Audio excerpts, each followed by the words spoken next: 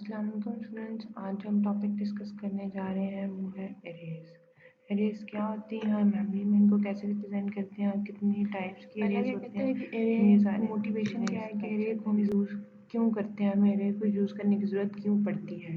ठीक है, उसमें कहते हैं you want to store 5 numbers in a computer. अगर आप जो है वो 5 नंबर हैं जिन्हें कंप्यूटर के अंदर स्टोर करना चाहते हैं तो हम कैसे करते हैं कि हम डिफरेंट वेरिएबल्स ले लेते हैं। अगर हम प्रोग्रामिंग की बात करते हैं, ठीक है, तो उसमें हम 5 वेरिएबल ले लेते हैं।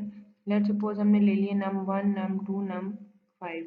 num1 से लेके num5 तक हमने 5 वेरिएबल्स जो है वो अपने ले लिए। अब वो कहता है ये तो 5 वेरिएबल्स हैं कि अगर हमने सिर्फ 5 वेरिएबल डिक्लेयर करने हैं तो इसके लिए तो हम बारी बारी वेरिएबल्स जो हैं उनके नाम डिक्लेयर कर लेंगे और वैल्यूज इनिशियलाइज कर देंगे। ठीक है, तो हम अपने वेरिएबल्स बता देते हैं कि ये 5 वेरिएबल हैं जिनमें हमारे पास 5 वैल्यूज जो हैं वो स्टोर होंगे। अब वो इधर इंटीजर टाइप के हैं या वो कैरेक्टर वैल्यूज ले रहे हैं, ये हम अपने प्रॉब्लम के अकॉर्डिंग डिफाइन करते हैं।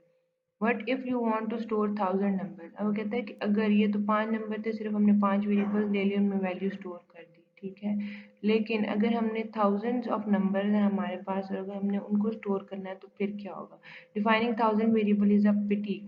अब हमारे पास अगर 1000 वैल्यूज हैं या 1000 नंबर्स हैं जिनको हमने स्टोर करना है तो 1000 जब वेरिएबल हम स्टोर करेंगे, 1000 वेरिएबल्स हम जब डिफाइन करेंगे तो वो एक बड़ा मुश्किल काम है। ठीक है, अब 1000 वेरिएबल्स के लिए हम 1000 नंबर्स के लिए हम 1000 वेरिएबल्स तो डिफाइन नहीं कर सकते ना, ये एक बड़ा हेक्टिक काम हो जाएगा। रिक्वायर मच प्रोग्रामिंग एफर्ट, इसमें हमारे पास बहुत ज़्यादा एफर्ट रिक्वायर होगी। इस चीज़ के लिए जो बेटर सोल्यूशन हमारे पास क्या होता है कि हम कोई भी एक स्ट्रक्चर डाटा टाइप जो है वो यूज़ कर सकते हैं या सम स्ट्रक्चर डाटा टाइप। इसमें बेस्ट सोल्यूशन क्या है कि हम कोई ऐसा स्ट्रक्चर डाटा टाइप यूज़ कर लें जिसमें हम काफ़ी सारा डाटा जो अपना स्टोर कर सकें। Array is one of the most common structure data type. काफ़ी सारी वैल्यूज़ को जब हम स्टोर करते हैं तो जो एरे है हमारे पास वो हमारे पास एक बहुत कॉमन स्ट्रक्चर डाटा टाइप है जिसको हम यूज़ करते हैं अगर हमने थाउजेंड्स ऑफ वैल्यूज़ को भी स्टोर करना होगा। Saves a lot of programming effort. ठीक है, जिसमें हमने बात की कि 1000 वेरिएबल नेम्स, अगर हम अरेज यूज़ कर लें तो इसमें हमारी प्रोग्रामिंग एफर्ट जो है वो सेव हो जाती है, क्योंकि इसमें हमारे पास बजाय ये कि हम 1000 वेरिएबल नेम दें, हम एक ही अरे डिक्लेयर करेंगे अरे के नाम से। लेट्स सपोज मैं कहती हूँ जी के हमारे पास जो है वो 1000 वेरिएबल्स हैं। ठीक है, तो हम उसका साइज दे देंगे अरे का नाम ARR अरे और उसका नाम दे देंगे और फिर जो है वो हम क्या करेंगे, अरे का नाम दे दिया हमने। उसके बाद जो है वो यहाँ पे मैं कहती हूँ ये मेरी अरे का नाम A आ गया। ठीक है, और यहाँ पे मैंने अरे का साइज दे दिया लेट्स सपोज 1000। ठीक है, या 100 में दे देती हूँ। ठीक है, तो अब ये क्या कर रही है, अरे हमारी 100 वैल्यूज स्टोर कर रही है। ठीक है, तो ऐसे हम अपनी अरे को यूज़ करते हुए वैल्यूज जो है वो ज़्यादा से ज़्यादा भी स्टोर कर सकते हैं। अगर आप अपना साइज यहाँ पे बढ़ाना चाहते हैं तो आप यहाँ पे 1000 कर सकते हैं। साथ में आप अरे जो है वो डाटा टाइप दे देंगे कि अरे इंटीजर टाइप की है या कैरेक्टर टाइप की है या जिस तरह के भी। ये अरे मेरी इंटीजर टाइप की है तो मैं इसके साथ अगर डाटा टाइप है तो इंट, तो ये हमारे पास इंटीजर टाइप की इंटीजर टाइप की जाएगी। तो इससे हमें फायदा क्या हो जाता है कि हम कलेक्शन ऑफ अरे को यूज करते हुए ऑल एलिमेंट्स बहुत सारे बहुत सारी वैल्यूज हैं हम। इसमें क्या है कि अरेज में हम बहुत सारे डाटा एलिमेंट्स स्टोर कर सकते हैं जो सेम टाइप के होते हैं, जिन जो डाटा जो है जो होमोजीनियस है। ठीक है, जिनमें होमोजेनिटी है। इसका क्या मतलब है कि अगर हमारे पास एलिमेंट्स हैं जिन्हें हमने स्टोर करना है, तो अगर हम अरे के थ्रू स्टोर करेंगे तो हमारे पास, अगर हम इंटीजर वेरिएबल्स को स्टोर करें तो सारे के सारे वेरिएबल्स इंटीजर ही होने चाहिए, उसमें कोई भी करेक्टर नहीं होना चाहिए। लेकिन अगर हम फ्लोटिंग पॉइंट ले रहे हैं, फ्लोट वैल्यूज ले रहे हैं, तो अरे फ्लोट टाइप की होगी और उसमें सारी वैल्यूज फ्लोटिंग ही होंगी, फ्लोट डेसिमल वैल्यूज होंगी। ठीक है, it is a data structure which can represent a collection of elements of same data type. कहते हैं ये क्या डाटा स्ट्रक्चर है, ये ऐसा डाटा स्ट्रक्चर है जिसके थ्रू हम लोग सेम तरह का जितना भी सेम एक तरह की डाटा एक तरह की टाइप का जो डाटा है वो सारा का सारा हम एक जगह पे रख सकते हैं। अरे is a static data structure, कहते हैं अरे जो है हमारे पास एक स्टैटिक डाटा स्ट्रक्चर है। जैसे एन अरे कैन नॉट ग्रो और shrink during program execution, it's size is fixed. अरे जो है वो हमारे पास ना तो ग्रो करती है और ना ही इसका शायद साइज जो है वो कम होता है जब आपका प्रोग्राम एग्जीक्यूट हो रहा होता है। क्यों? इसमें क्या करते हैं कि जब हम सब्सक्रिप्ट के अंदर वैल्यू दे देते हैं तो इसका मतलब है कि ये हमारे पास साइज फिक्स हो गया। अब अगर हम यहाँ पे देखें तो जो हमने अरे आगे ली है, ठीक है, यहाँ पे मैं कहती हूँ लेट्स सपोज मेरी अरे का साइज 10 है, ठीक है, अरे इज इक्वल टू, मेरी अरे जो है इसका साइज 10 है, ये 10 फिक्स साइज है, मतलब मेरे पास मेमोरी के अंदर 10 मेमोरी लोकेशंस फिक्स हो गई हैं जिसपे मेरी वैल्यूज 10 वैल्यूज स्टोर हो सकती हैं। और हमें पता है कि अरे जो है वो उस अगर हम 10 वैल्यूज लेते हैं तो उसका इंडेक्स n-1 तक जाते हैं, ठीक है। अब n हमारे पास क्या है, n हमारे पास 10 है, n-1 क्या होगा, n-1 इज इक्वल टू 9, ठीक है। जब हम जीरो से वैल्यू स्टार्ट कर लेते हैं तो हमारे पास इंडेक्स जो अरे के होते हैं वो हमारे पास एक इंडेक्स कम हो जाता है जो टोटल नंबर है उससे। तो आपके पास अरे का हमेशा साइज फिक्स रहता है, वो कभी भी ग्रो नहीं करता या कम नहीं होता प्रोग्राम एग्जीक्यूशन के दौरान, ठीक है। अगर मैं यहाँ पे साइज स्पेसिफाई कर रही हूँ कि 10 वैल्यूज हैं तो इसका मतलब है कि यहाँ पे हमारे पास 10 वैल्यू मेमोरी के अंदर स्टोर होंगी, ठीक है। अब आपकी मर्जी, अगर आपने एलिमेंट्स कम लिए हैं, 5 एलिमेंट लिए हैं, लेकिन रिजर्व आपकी मेमोरी 10 की ही है, ठीक है। Arrays can also be termed as linear arrays, हम अरेज को लीनियर अरे को हम रिप्रेजेंट कैसे करते हैं, ठीक है। तो इसमें वो क्या कह रहा है कि हमारे पास क्या है कि हम पहले अरे नेम, अरे का हमारे पास नाम होता है, कोई ना कोई हमने नाम रखा होता है, ठीक है। अरे का नाम है जो कि हमने यहाँ पे कहता है कि हमने डाटा रखा हुआ है, ठीक है। अरे जो है वो डाटा के नाम से एक अरे है, उसमें क्या होता है कोई ना कोई इंडेक्स या सब्सक्रिप्ट होता है, ठीक है। अरे का कोई ना कोई इंडेक्स होता है या उसका सब्सक्रिप्ट होता है। तो उसमें क्या है कि हमारे पास हम वैल्यूज बता देते हैं कि चाहिए हमारी अरे की इतनी वैल्यूज है। लेट्स सपोज हमारे पास ये डाटा की अरे है, ठीक है, और ये हमारे पास कहता है कि इस अरे का कोई ना कोई ऑब्वियस है कि साइज होगा या वैल्यूज जो भी होंगी मेमोरी के अंदर किसी न किसी इंडेक्स पे स्टोर हो रही होंगी, तो हम कह देते हैं कि ये हमारे पास सब्सक्रिप्ट है। तो हम कहते हैं कि हमारी डाटा की जो अरे है उसके अंदर हमारे पास 10 वैल्यूज है, जैसे कि डायग्राम में बता रहे हैं कि ये हमारे पास डाटा की अरे है जिसमें हमारे पास 10 वैल्यूज हैं मेमोरी के अंदर, ठीक है। तो और इनकी जो इंडेक्सेस हैं वो 0 से 9 तक है। उसके बाद यहाँ पे हम अपनी डाटा टाइप भी दे देते हैं कि हमारी जो अरे है वो किस टाइप की है। फिर में हम क्या देते हैं कि हमारे पास ये जो अरे है ये हमारे पास इंटीजर टाइप की है, ठीक है।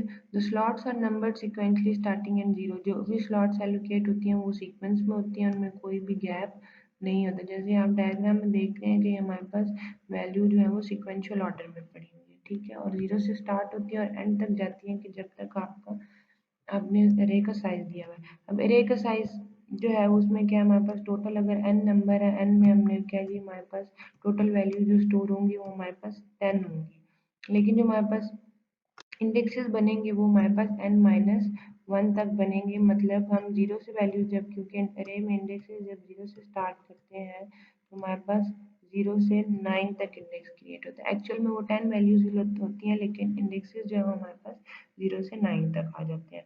If there are n slots in an array, कहता है कि अगर लेट्स सपोज हमारे पास n नंबर ऑफ स्लॉट्स हैं अरे के अंदर, तो इंडेक्स जो है हमारे पास 0 से लेके n-1 तक होगा। जो मैंने ऊपर बात की है कि अगर 10 स्लॉट्स हैं तो 10-1 9, तो इंडेक्स जो है वो 0 से 9 तक होगा। अब वो कहते हैं अरे लेंथ क्या होती है, जितने नंबर आपने डिफाइन किए हैं इस सब्सक्रिप्ट में जो भी आप नंबर दे देंगे वो आपकी अरे की लेंथ बन जाएगी। लेट्स सपोज आपने यहाँ पे 10 दिया हुआ है कि डाटा इंटीजर टाइप की अरे है जिसका नाम डाटा है और उसमें हमारे पास उसकी लेंथ क्या है कि वो 10 वैल्यूज जो है वो स्टोर करेगी। तो इसमें क्या है कि हमारे पास जो अरे लेंथ है वो हमारे पास 10 बन जाएगी। ठीक हो गया। उसके बाद कहते हैं अरे का साइज हम कैसे मालूम करते हैं। अरे का साइज क्या है, एन हमारे पास जो टोटल नंबर है जो हमने दिया हुआ है कि अरे कितने एलिमेंट स्टोर करेगा। अब साइज ऑफ एलिमेंट क्या होगा कि हम ये बताएंगे कि हमारी जो अरे है वो इंटीजर टाइप की है और इंटीजर हमारा मेमोरी के अंदर कितनी बाइट्स लेता है। इंटीजर हमारे पास 4 bytes, a 1 integer is equal to 4 bytes. ठीक है, तो हम यहाँ से जो साइज ऑफ एलिमेंट है वो हमारे एक इंटीजर का जो साइज है वो 4 बाइट्स होगा। तो अगर हम n को 4 से मल्टीप्लाई कर दें तो हमारे पास 40 आ जाएगा। ठीक है, ये हमें पता चल जाएगा कि हमारी जो अरे का साइज है वो 40 है। उसके बाद अगर हम कहते हैं जी हमने अरे के अंदर एलिमेंट्स पता लगाने हैं कि इस टाइम हमारे पास अरे के अंदर एलिमेंट्स कितने पड़े हुए हैं, तो हम क्या करेंगे कि हमारे पास ये जो वैल्यू आई है अरे साइज, ठीक है, एलिमेंट्स अरे के हमने पता लगाने हैं। ठीक है, हम कहते हैं जी हमारे पास अरे के एलिमेंट्स पता लग जाएंगे कितने हैं, तो हम क्या करेंगे कि हम यहाँ पे हमारे पास अरे एलिमेंट्स हैं। ठीक है, तो हम कहते हैं अरे एलिमेंट्स हमने पता लगाना है, तो हम क्या करेंगे कि जो हमारे पास ये 40 वैल्यू आई है इसको हम सिंपली डिवाइड कर देंगे 4 पे। जो एलिमेंट का साइज है उस पर हम 4 पे इसको डिवाइड कर देंगे, तो हमें अपना एक्चुअल लेंथ अरे की एक्चुअल एलिमेंट्स हमारे पास अरे के पता चल जाएंगे कि हमारी अरे में कितने एलिमेंट्स स्टोर हैं। ठीक है, तो हमारे पास अगर हम 40 को जो हमारे पास एलिमेंट का हमारे पास एरिया साइज आया था, अगर हम उसको डिवाइड कर दें अपने एलिमेंट के ऊपर, तो हमें पता चल जाएगा कि हमारी की हमने पीछे बात की, कहते हैं all the elements elements homogeneity क्या है कि होमोजीनियस होने चाहिए, एक तरह के एलिमेंट्स होने चाहिए। ठीक है, एलिमेंट्स इन द अरे must have the same data type. अरे के अंदर जितने भी एलिमेंट्स हैं उनकी सबकी डाटा टाइप सेम होनी चाहिए। अब यहाँ पे देखें, यहाँ पे हमने शो किया हुआ है कि अरे कैसे रिप्रेजेंट करते हैं। इंडेक्स और वैल्यू दो चीज़ें होती हैं अरे के अंदर। आपका इंडेक्स होता है जो कि आपकी वैल्यू को बता रहा होता है कि आपकी वैल्यू मेमोरी के अंदर किस लोकेशन पे पड़ी हुई है। ठीक है, अब हमारे पास ये अरे है जिसमें हमारे पास 0 से लेके 9 तक इंडेक्सेस हैं, मतलब ये अरे का जो साइज है वो हमारे पास 10 है, लेकिन इसके इंडेक्सेस जो है मैंने पहले बताया -1 तक होंगे, तो 0 से 9 तक इंडेक्सेस होंगे और ये सारी वैल्यूज जो है वो कॉन्टिन्यूटी में हमारे पास अरेज के अंदर स्टोर है। तो ये हमारे पास सारी होमोजीनियस वैल्यूज हैं क्योंकि ये हमारे पास इंटीजर टाइप की अरे है और सारी वैल्यूज इसमें इंटीजर्स ही हैं। उसके बाद सेकंड क्या कहता है, ये डिफरेंट तरह की रिप्रेजेंटेशन है होमोजेनिटी के लिए।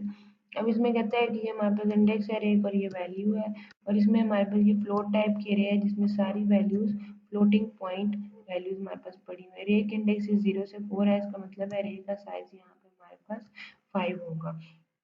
उसके बाद नेक्स्ट वो क्या कहता है कि हमारे पास ये एक थर्ड टाइप की रे है जिसमें उसने क्या किया, यहाँ पे करेक्टर स्टोर किया हुआ है, यहाँ पे फ्लोटिंग वैल्यू आ रही है, यहाँ पे हमारे पास इंटीजर आ रही है। ठीक है, और यहाँ पे भी हमारे पास फ्लोटिंग हुई है करेक्टर, तो यहाँ पे हमारे पास मल्टीपल टाइप की वैल्यूज आ रही है। तो ये हमारे पास एरे नहीं है क्योंकि हमारी एरे हमने बात की कि हमारी एरे होमोजीनियस होनी चाहिए, सेम तरह का डाटा हमारी एरे में स्टोर होना चाहिए, तो इसलिए हम कहते हैं कि ये हमारे पास homogeneous.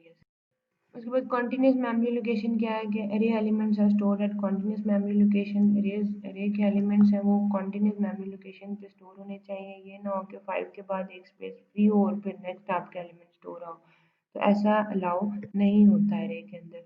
No empty segment in between value 3 and 5 are empty not allowed. इस केस के अंदर, ये जो सेकंड केस है, इस केस के अंदर हमारे पास देखिए यहाँ पे पहले 3 कॉन्टिन्यूस वैल्यू स्टोर है कॉन्टिन्यूस मेमोरी लोकेशंस पे, लेकिन फोर्थ पे कुछ भी नहीं पड़ा हुआ जिसका इंडेक्स 3 है। आगे नेक्स्ट इसी तरह से ये ब्लॉक भी फ्री है, तो यहाँ पे हमारे पास ये चीज़ अलाउ नहीं है अरे। उसके बाद कहते हैं जी अरे का नेम और इंडेक्स, जो मैंने पीछे बताया कि हम अरे का नाम लिखते हैं और फिर इंडेक्स देते हैं या सबस्क्रिप्ट में वैल्यू देते हैं, अरे का ये देते हैं कि अरे कितनी वैल्यूज जो है वो स्टोर करेगी। तो इसमें हमारे पास अगर हम कहें जी कि सी के फॉर्मेट में अगर हम लिखें तो हमारे पास ये डाटा की अरे है और ये 4 सब्सक्रिप्ट के अंदर हमने वैल्यू दी है 4। अब ये क्या शो करेगी, अब ये स्टेटमेंट क्या बता रही है, सी आउट का आपको पता है कि हमारे पास प्रिंट के लिए हम यूज़ करते हैं। ठीक है, अगर सी आउट की स्टेटमेंट में हमने प्रिंट की स्टेटमेंट में डायरेक्ट डाटा की अरे को यूज़ किया और सब्सक्रिप्ट वैल्यू को यूज़ किया है, तो इसका मतलब है कि ये अरे डाटा टाइप की जो अरे है ये फोर्थ लोकेशन के ऊपर जो भी वैल्यू पड़ी है ये हमारे पास शो करा देगी। ठीक है, तो अगर हम अरे में देखें तो हमारे पास अब फोर्थ लोकेशन आपकी क्या बनेगी, 0 से 4 अगर आप काउंट करें तो हमारे पास 0 1 2 और 3 और 4, ठीक है। तो ये हमारे पास 4th लोकेशन है जिसकी हमारे पास वैल्यू जो है वो 0 ये रे शो करा देगी, ठीक है। तो इसी तरह अगर हम एक और एग्जांपल ले लें तो डाटा में 3 की वैल्यू में हमने सबस्क्रिप्ट में वैल्यू दी है 3। तो अब यहाँ पे क्या हो रहा है, वहाँ पे प्रिंट हो रहा था, यहाँ पे वैल्यूज असाइन हो रही है कि डाटा अरे की जो 3 एलिमेंट है, ठीक है, 3 इंडेक्स पे जो एलिमेंट है, 3 जो इंडेक्स है उसके ऊपर कौन सी वैल्यू स्टोर कर दो, 99। अब हम चेक करते हैं जी, हमारे पास जो इंडेक्स 3 है अरे का, उसके ऊपर हमारे पास पहले जो वैल्यू पड़ी थी वो -3 पड़ी हुई थी, ठीक है। अब वो क्या करेगा, हमारे पास इस वैल्यू को चेंज करके क्या कर देगा, इस वैल्यू को चेंज करके 99 कर देगा, ठीक है। तो यहाँ पे क्या हो रहा है कि -3 को उसने रिप्लेस कर दिया है 99 से। अब हमने यहाँ पे वैल्यूज असाइन कर दी है कि जो हमारे पास अरे डाटा अरे है उसकी थर्ड लोकेशन के ऊपर या थर्ड इंडेक्स के ऊपर 93 वैल्यू जो है वो आप स्टोर कर दें। तो अगर पहले से वहाँ पे कोई वैल्यू पड़ी है तो वो उसको ओवरराइट करके 99 वहाँ पे स्टोर कर। उसके बाद क्या कहते हैं कि किस तरह से अरे को रिप्रेजेंट करना है लीगल है और किस तरह से इलीगल है। अब यहाँ पे हमारे पास डाटा की अरे अगर हम इंडेक्स नेगेटिव में देंगे तो हम ऐसा नहीं कर सकते। अगर हम इंडेक्स जो है वो फ्लोट पॉइंट देंगे तो ये भी हमारे पास सही नहीं है। अब डाटा अगर हमने ये इस तरह से दिया है तो ये ठीक है, अगर हम इस तरह से दे रहे हैं तो भी ठीक है, ठीक है। तो ये मल्टीपल कॉन्सेप्ट है जिसमें हम सकते हैं। उसके बाद हम कहते हैं जी लीनियर अरे क्या, linear array is a list of linear array is a list of finite number n of homogeneous data elements, that is data elements of the same type such that। इसमें क्या कह रहा है, जो भी linear array है वो हमारे पास एक फिनाइट नंबर्स की लिस्ट होती है जिसमें सारे के सारे एलिमेंट्स एक तरह के होते हैं, सेम डाटा टाइप के एलिमेंट्स स्टोर होते हैं, ठीक है। उसमें क्या कहते हैं, the elements of array are referenced respectively by an index set consisting of n consecutive number। जितने भी array के elements होते हैं उनको रेफरेंस हम कैसे प्रोवाइड करते हैं, उसमें हम हर एलिमेंट के लिए इंडेक्स जो है वो सेट कर देते हैं, ठीक है। और उसमें जितने भी एलिमेंट्स होते हैं, जितने भी नंबर होते हैं वो कंसेक्टिव नंबर होते हैं, ठीक है। The elements of the array are stored respectively in successive memory locations। अब इसमें क्या, जितने भी array के एलिमेंट्स होते हैं वो सक्सेसिव मेमोरी लोकेशंस पे स्टोर होते हैं, ऐसा कोई भी नहीं होता कि उनके बीच में गैप आ रहा हो, ठीक है। कोई तो मैं कहते थे number n of elements is called length और साइज ऑफ एरे, जो हमने पीछे भी बात की कि जो भी हमारे पास एलिमेंट्स जितने भी नंबर ऑफ एलिमेंट्स एरे के अंदर होते हैं वो हमारी एरे का लेंथ या साइज बन जाता है। Index set consist of integer 1 2 3 up to n। इसमें क्या है कि हम लोग जितने भी इंटीजर्स होते हैं उनको इंडेक्सेस असाइन कर देते हैं 1 से लेके n तक। The general equation to find the length or the number of data elements of the array, एक जेनेरिक जनरल इक्वेशन है, अगर हमने किस लेंथ फाइंड आउट करनी है या जितने भी हमारे पास अरे के अंदर नंबर ऑफ एलिमेंट्स हैं तो हम उनको इस तरह से भी कैलकुलेट कर सकते हैं। Length is equal to upper bound minus lower bound plus 1, ठीक है। अब हमारे पास लेंथ कैसे निकलेगी कि अपर बाउंड वैल्यू लेंगे और फिर लोअर बाउंड वैल्यू लेंगे और प्लस 1 ऐड करेंगे। अपर बाउंड से हमारे पास यहाँ क्या मुराद है, जो अरे का लार्जेस्ट इंडेक्स होगा वो हमारे पास अपर बाउंड वैल्यू होगी जिसको हम अपर बाउंड कहते हैं, और लोअर बाउंड क्या है हमारे पास, स्मॉलेस्ट इंडेक्स होगा, ठीक है, जिसको हम लोअर बाउंड कहते हैं। Remember that length is equal to upper bound when LB is equal to 1। अगर आपके पास लोअर बाउंड 1 होगा तो लेंथ भी आपकी अपर बाउंड के इक्विवेलेंट हो जाएगी, ठीक है। जो भी आपके पास अपर बाउंड वैल्यू होगी वो आपके पास लेंथ जो है वो अब इसमें क्या कह रहे हैं कि जी अरे data be a 6 element linear array of integer, कहता है ये हमारे पास लेट्स सपोज डाटा की अरे है, ठीक है। इसमें हमारे पास 6 एलिमेंट्स हैं जो हमने यहाँ पे नीचे बता दिए हैं कि डाटा फर्स्ट लोकेशन पे आपके पास 247 होगा, 2 पे 56 है, 3 पे 429, इस तरह 4 पे 135 और 5 पे 87 और यहाँ पे 156। तो इस तरह से हम दो तरीकों से इसको अरे को रिप्रेजेंट कर सकते हैं अपनी मेमोरी के अंदर, लेकिन इसमें भी देखें कंसेक्टिव मेमोरी लोकेशन है, इसमें कोई भी ऐसी लोकेशन नहीं है जो फ्री हो। अब अरे की डिक्लेरेशन हमने पीछे बात की, like other variables we also, जैसे हम दूसरे वेरिएबल्स को डिक्लेयर करते हैं इसी तरह हम अरेज को भी डिक्लेयर करते हैं। ठीक है, तो हम क्या कहते हैं, अरे की डाटा टाइप देते हैं, अरे का नाम देते हैं, और number of subscript elements in the bracket. ये जो ब्रैकेट्स हम शो करते हैं इसमें जितने भी नंबर ऑफ एलिमेंट्स हमने अरे के अंदर स्टोर कराने होते हैं वो हम लिख देते हैं। यहाँ पे हम अरे का नाम दे देते हैं और यहाँ पे हम अरे की डाटा टाइप दे देते हैं। तो सिंटेक्स क्या है, डिक्लेरेशन ऑफ एरे, तो पहले डाटा टाइप आती है, पहले मस्ट है कि डाटा टाइप ही आएगी, उसके बाद एरे का नाम आएगा और फिर एक्सप्रेशन या वो वैल्यू आएगी या सब्सक्रिप्ट के अंदर, इसे हम सब्सक्रिप्ट बोल रहे हैं। ये जो चीज़ है हमारे पास सब्सक्रिप्ट है। तो इसमें क्या है कि जो सब्सक्रिप्ट है इसके अंदर हमारे पास जो भी जितने नंबर ऑफ वैल्यूज आपने एरे के अंदर करानी देंगे। अच्छा, कहते हैं मेमोरी के अंदर हम रेस को कैसे रिप्रेजेंट करते हैं, कहते हैं हम कहते हैं जी, लेट्स सपोज हम कहते हैं ये हमारे पास एक लीनियर एरे है मेमोरी के अंदर। ठीक है, और हमें पता है कि कंप्यूटर के अंदर जो मेमोरी होती है उसमें हम लोग जो एड्रेस लोकेशन होती हैं वो सीक्वेंस होती हैं। तो हम इस तरह से मेमोरी के अंदर एक सीक्वेंस ऑफ सीक्वेंस के साथ जो एड्रेसेस होते हैं उनके ऊपर सीक्वेंस मेमोरी लोकेशंस के ऊपर कॉन्टिन्यूस मेमोरी लोकेशंस के ऊपर अपनी एरे की वैल्यूज को स्टोर कर सकते हैं। उसके बाद क्या कहते हैं कि हम लोग using this address base address the computer calculates the address of any element of linear array। अब हम किसी भी array element का जो है वो एड्रेस फाइंड आउट करना चाहते हैं। ठीक है, तो हम जो है वो लोकेशन फाइंड आउट करना चाहते हैं या किसी भी एलिमेंट का एड्रेस फाइंड आउट करना चाहते हैं, जिसे हम कहते हैं कि हम मेमोरी एड्रेस फाइंड आउट करना चाहते हैं कि ये एलिमेंट अरे के अंदर किस एड्रेस पे पड़ा हुआ है। तो हम उसके लिए सिंपल फार्मूला यूज़ करेंगे कि सपोज हम लोकेशन ही फाइंड आउट कर रहे हैं तो हम कह लेते हैं कि हम लोकेशन फाइंड आउट कर रहे हैं। अरे जो है वो हमने नाम रखा हुआ है जी हमारे पास लीनियर अरे है, और के में हम जो है वो एलिमेंट दे देंगे जिनका हम जो है वो एड्रेस फाइंड आउट करना चाहते हैं। उसके बाद हमारे पास बेस एड्रेस आ जाएगा। ठीक है, और ये उस लीनियर अरे का बेस एड्रेस होगा जो आप ले रहे हैं। वर्ड्स क्या है, डब्ल्यू क्या है जी हमारे पास जितने नंबर ऑफ वर्ड्स पर मेमोरी सेल आपके लीनियर अरे के लिए है वो आप यहाँ पे स्पेसिफाई कर देंगे कि आपका वही साइज है। ठीक है, या नंबर है जो आप जिसका आप फाइंड आउट कर रहे हैं लोकेशन, और आपके पास लोअर बाउंड वैल्यू जो आपके एरे की लोएस्ट वैल्यू होगी वो आपके पास लोअर वर्ड्स जो पर मेमोरी सेल आएंगे वो हमारे पास 4 वर्ड्स आएंगे। उसके बाद हमारे पास जो के की वैल्यू है वो 1965 है। तो 1965 में से आपने जो लोअर बाउंड वैल्यू है, लोअर बाउंड वैल्यू जो हमारे पास आ रही है वो एरे में मिनिमम इंडेक्स वाली वैल्यू है।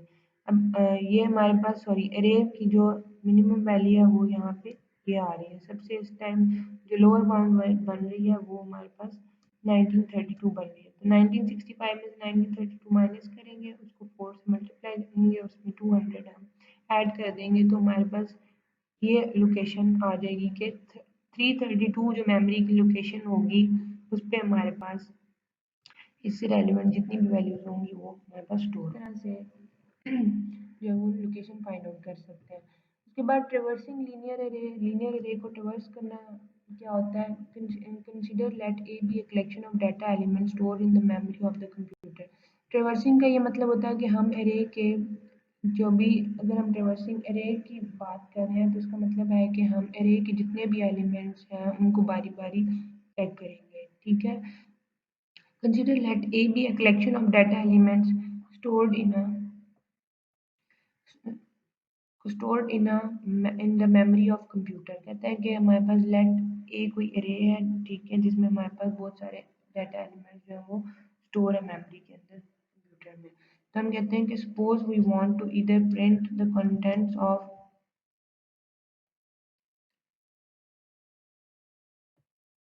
कहते हैं कि हम या तो जो है वो उन कंटेंट्स को एरे के जितने भी एरे के अंदर जितने भी एलिमेंट्स पड़े हैं, ठीक है,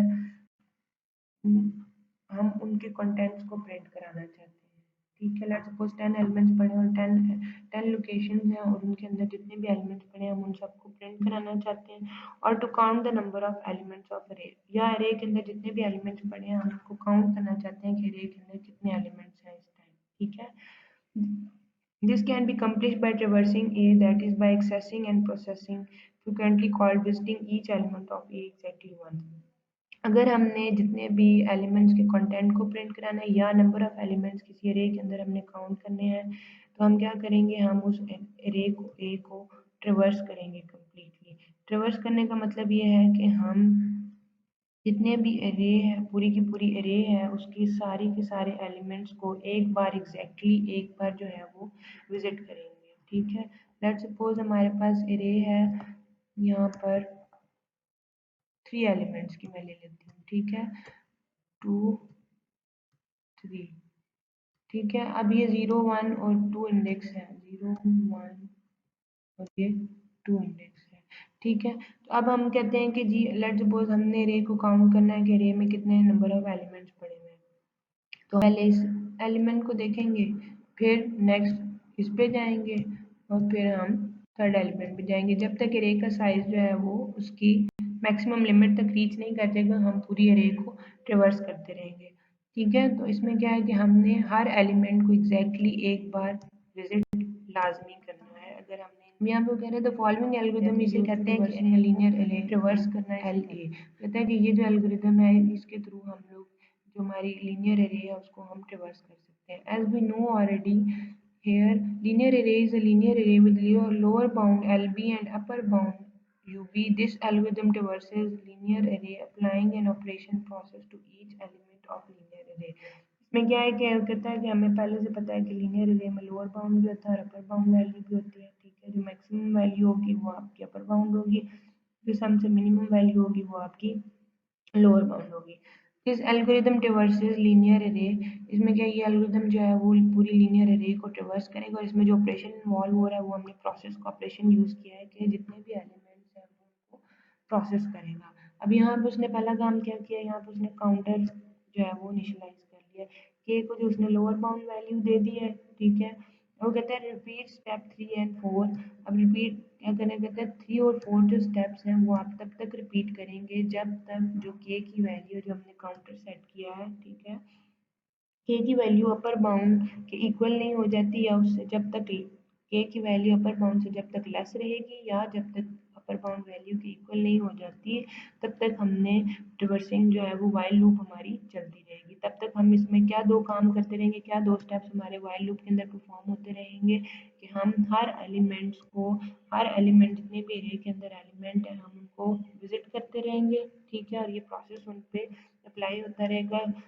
apply process to linear array के, जो हमारी अरे है उसके हर एलिमेंट, मतलब अब यहाँ पे के पे हम इंडेक्स देते जाएंगे 0 1 2 3 जितने भी एलिमेंट्स हैं, तो वो बारी बारी उनमें जो है वो उन एलिमेंट्स को विजिट करता रहेगा। नेक्स्ट स्टेप 4 पे वो क्या कहता है कि हम विजिट आगे आगे फर्दर हम इंडेक्स पे कैसे मूव करेंगे। ऑब्वियस है कि हमने जो काउंटर सेट किया उसको हम जो है वो एक इंक्रीमेंट देते रहेंगे। जब काउंटर इंक्रीमेंट होता रहेगा तो हमारे पास क्या होगा, हम ऑब्वियसली नेक्स्ट इंडेक्सेस पे रह के मूव करते रहेंगे और हम हर एलिमेंट को स्टार्ट से लेके एंड तक रिवर्स कर सकते हैं या विजिट कर सकते हैं।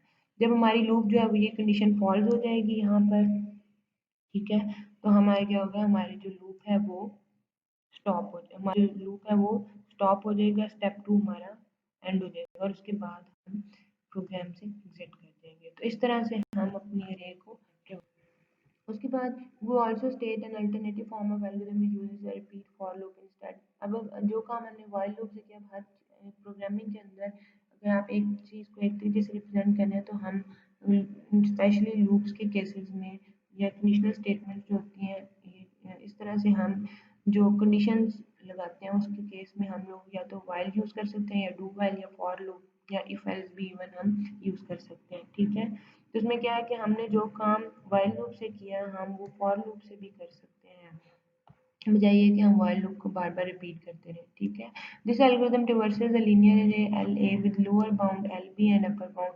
ये एल्गोरिथम भी लोअर बाउंड और अपर बाउंड वैल्यू के साथ ट्रिवर्स करेगा लीनियर अरे को, लेकिन इसमें जो यूज होगी वो सिर्फ फॉर लूप यूज होगी। ठीक है, तो इसमें से हमारे नंबर ऑफ स्टेप्स जो है वो यूज हो जाते हैं। प्रोग्रामिंग के अंदर या एल्गोरिथम जब हम लिखते हैं तो उसमें अच्छा प्रोग्राम वो होता है जो कि एफिशिएंट भी वही होगा जिसमें हमारे पास कम स्टेप्स जो है वो एग्जीक्यूशन स्टेप्स इन्वॉल्व होंगे। एफिशिएंट, टाइम एफिशिएंट भी हो जाएगा और स्पेस एफिशिएंट भी हो जाएगा।